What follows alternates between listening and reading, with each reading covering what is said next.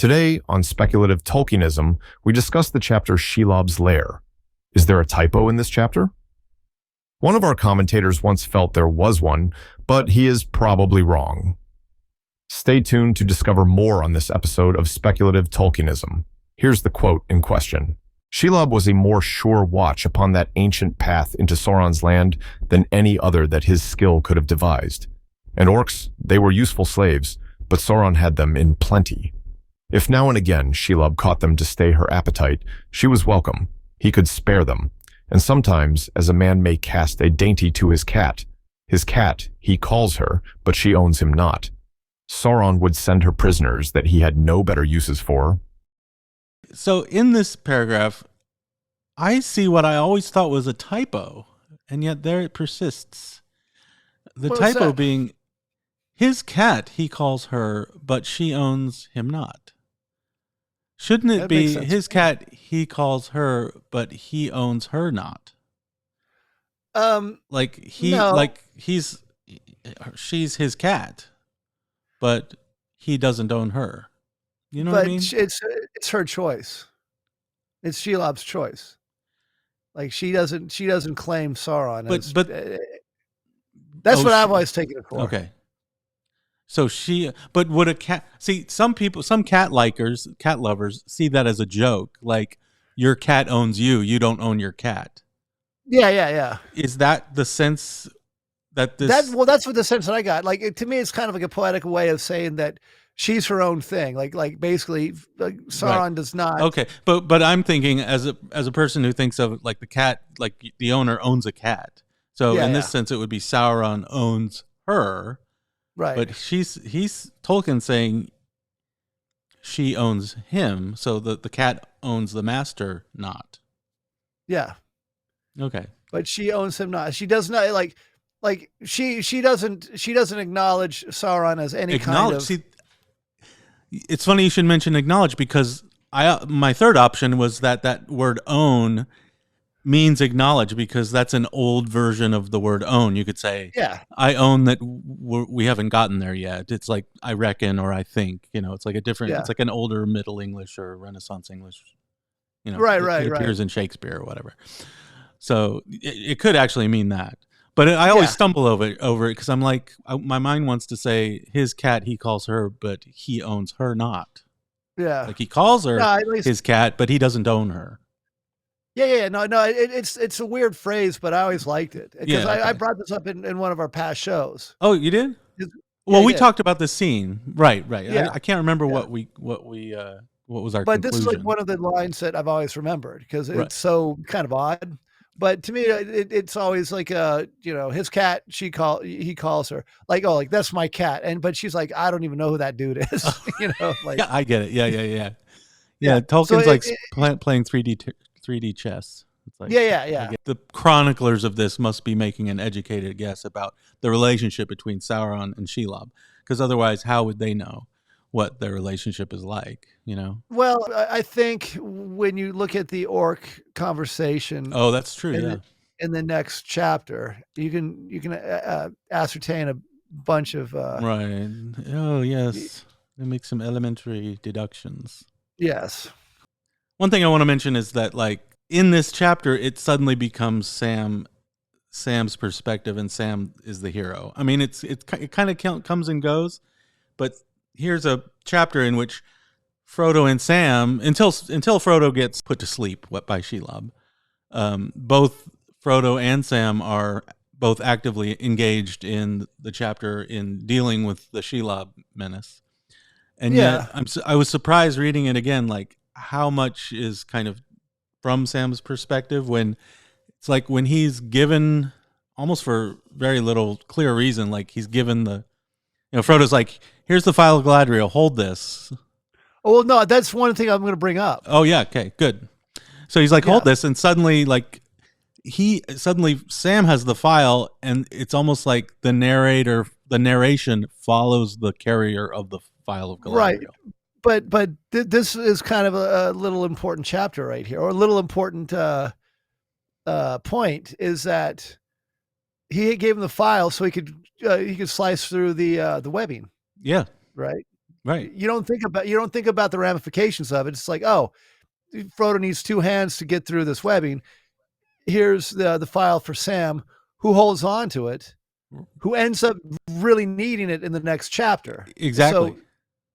So this point is what one of the things I want to talk about, because this is where you can set up, like, like where Rings of Power is terrible. Like if this was Rings of Power, I mean, not to compare the two, it would be like Frodo would be like, "Here, Sam, here's the file of Galadriel. Hold on to it for me, please." And then nothing would have come. Like it would be, you know what I'm saying? Right. Like it would be like, here, hold on to this for safekeeping. Like, but here you don't even think about the fact that this was a very important move on Frodo's behalf, and it kind of set up the whole next chapter in a lot of ways, and made Sam, it was because Sam had it on him. He like he wouldn't have thought if it was on Frodo, he wouldn't have thought to like go into into his tunic, or whatever, grab it out of his pocket and hold it up. He had it, which he had to have the file of Galadriel. There had to be an exchange of that in order for him to defeat Shelob in the next chapter. Yeah. No, I mean, think about, again, it seems like such a throwaway moment, or a moment of no consequence, when he's like, "Oh, Yeah. can you hold this for me? Hold my beer." Yeah, Or hold. because I actually reading the chapter, like reading the Choice of Master Samwise, I was like, how did he get the file? I had to go back and I knew that, but I had to go back and read. I'm like, yeah, he did hand it off. I did the exact same thing, because I'm like, okay, he's got the file, and you almost miss it, because I missed it too. I was like, oh, wait a minute, Sam has the file? And and in my brain, I'm like, wait a minute, Galadriel gave the file to Frodo. And right. She didn't give it to Sam. So when did he get the file? And I missed it the second time. And you're right. Like I went back and I was like, oh, okay, here it is. He's just like hacking away at the threads, or the webs. And he's like, hey, can you hold this for me? And it ended up saving the planet. Like basically hold this and keep the keep her off my back. You're like, basically it's like, so I'm concentrated on this. You're the lookout. Okay. It makes. I mean, again, it's like you don't even think about it, but like it makes so much sense that I imagine it actually like more like you're working on your car in a dark garage and you have someone hold the flashlight for you. Yeah. But hey, it's hold like this for me. Shine it right there where I'm cutting. Yeah. But no, you're doing it wrong. Lower. Yeah, put it right there. And sometimes it's like Galadriel, her presence or her voice or her conscience kind of comes into the room. Yeah. Doesn't it seem like her presence is there? And but I do believe that her presence is there. I do think that that's an intentional thing, or else it wouldn't have been mentioned. Let's speculate for a moment. Do you what size batteries does the file of Galadriel take? Do you think? Oh, dude, 9 volt.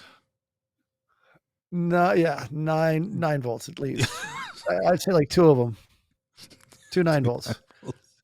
Hey, and speaking of like a file, did they? I know that they mentioned in the next chapter, like a luminescence coming off of Shelob. Did they mention that in this one, like off her belly? A luminescence coming off her. Oh no, yeah, she has they describe Shelob in this chapter where she has dark, all the weird globule eyes, the kind of horns coming off of her, and her belly is not dark, but like light or pale, and luminescent. Yeah. Like I always felt that was like a glow in the dark, like what do they used to make, like a radium, like really like kind of an ugly, just pale, like black light stuff. Yeah, like a glow, like glow in the dark. Like back in the day, did you ever have the glow in the dark models where they had the the mummy head that glowed and stuff like that, like those monster models? Yeah, that's what it always felt like. It was just like a probably ugly glow in the dark, probably dirty, cancer causing, but yeah. I got radium on my head. Radium. But one more thing is like in this chapter also, Gollum fantasizes about taking the ring after Shelob's had her way with her prey. Yeah, and he like justifies it to himself by saying, "Oh, I promise not to hurt master, I promise not to hurt Frodo, and I'm not going to be the one hurting Frodo. Shelob's going to take care of Frodo. I'll take care of Sam. Right. It's That you know fat, what nasty hobbits. what a cop out. Like that, you know, of course he's still betraying his master. But are you going to say something? No. But the funny thing is like he's like, oh, then I'll get the ring after you know Frodo and Sam are taken care of. I'm going to get the ring, and then he's like, it's like he fantasizes about getting his revenge on all his enemies, including Shelob. Right. See? So what the hell? Are they friends or not? No, it's like an uneasy kind of alliance, I would say. Speaking of Hunt for Gollum, do you think Shelob's going to probably be in that movie? Like show their they make a strange so. There's like strange bedfellows. Like what a weird friendship that they have. No, I would hope so. I like that would make it interesting to see how they handle the communication between Gollum and Shelob.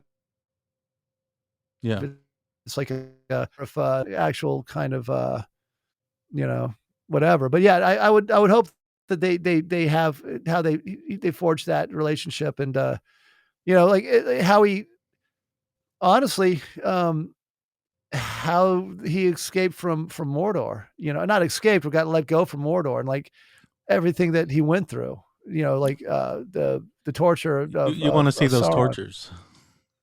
I mean, I don't want to like look there and like, you know, Gollum is a human centipede or whatever, but you know what I'm saying?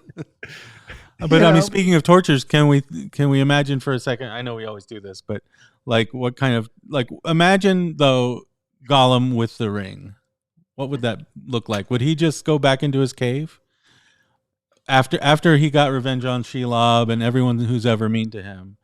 Would he just go back into his cave and eat fish, or would he actually try to like do something with himself after all I these think years? I think like when he had the ring originally, he didn't know what he had, right?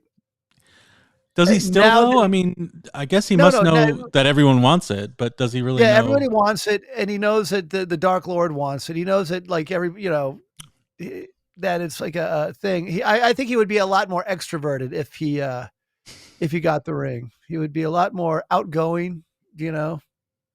Yeah. He would maybe rule a small community in Hobbiton.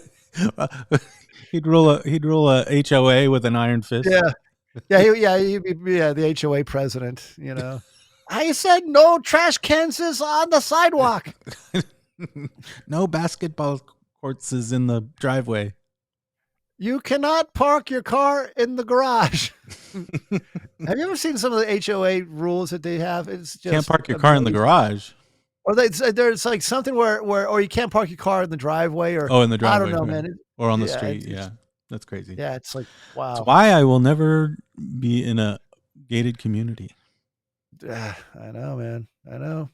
Well, but yeah, but Gollum would be the HOA president.